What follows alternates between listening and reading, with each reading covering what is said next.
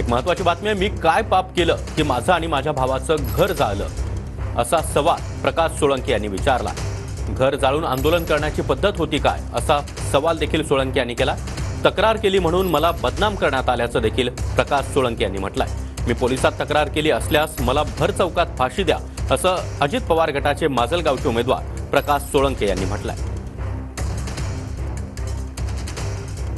परंतु मी असं काय पाप केलं होतं, मी असं काय वक्तव्य केलं होतं की ज्याच्यामुळं माझं घर जाळलं गेलं, माझ्या भावाचं बीडमधलं घर जाळलं गेलं?